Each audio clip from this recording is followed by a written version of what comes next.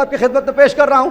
اللہ نے سب سے پہلے عقل کو پیدا کرنے کے بعد آگے بلایا، پیچھے بھیجا، اور فوراً پھر اس نے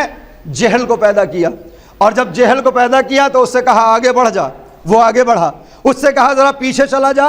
تو اب جہل نے کہا جو آگے بڑھ جائے وہ پیچھے نہیں ہٹتا۔ کاش متوجہ ہو آپ عزیزان گرامی، دیکھیں جہالت وہ ہے جو بات مانے تو مگر آدھے راستے تک، اور آدھے راستے کے بعد اپنے نفس کو شامل کر لے۔ اب میں یہیں پر رک کے جملہ کہہ دوں، دیکھیں عقل کا تقاضا یہ ہے کہ جب خدا کی بات مانی جائے، جب رسول کا فرمان مانا جائے، جب امام کی باتوں پر عمل کیا جائے تو 100% عمل ہو، سلمو تسلیمہ والا معاملہ ہو، اپنے آپ کو سیرنڈر کرنے والا معاملہ ہو، یہ نہ ہو کہ اللہ کچھ کہتا ہے کہتا رہے میرا عقیدہ یہ ہے میں یہ کروں گا،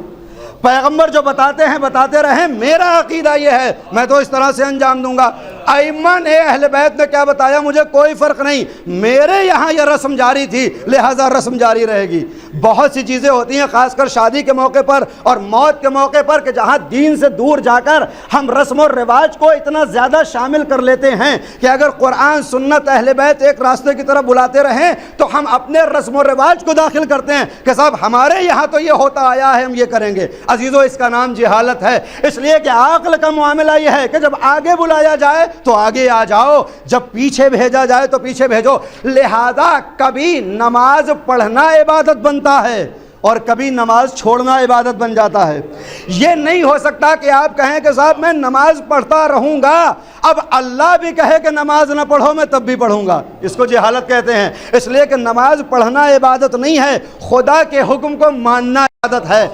ماہ رمضان میں سفر پر جاتے وقت سفر پہ ہوں، قدرت نے کہا ہے کہ آپ کے اوپر روزہ نہیں ہے، ضعیف ہیں، بزرگ ہیں، ڈاکٹر نے منع کر رکھا ہے کہ آپ روزہ نہیں رکھ سکتے، مگر ہم اللہ سے لڑ جائیں، ہم ائمہ سے لڑ جائیں، ہم اہل بیت سے لڑ جائیں کہ صاحب ایک مہینہ ملتا ہے سال میں، کبھی زندگی میں روزہ نہیں چھوٹا، بچپن سے لے کر آج تک رکھتے چلے آئے ہیں، ڈاکٹر کہتا ہے تو کہتا رہے، ضعیفی آتی ہے تو آتی رہے، میں روزے کے رکھوں گا۔ یاد رکھیں یہ جو روزہ رکھا جا رہا ہے پھر یہ اب اللہ کے لیے نہیں ہے بلکہ اس روایت کو قائم رکھنے کے لیے ہے کہ بچپن سے رکھتا چلا آ رہا تھا۔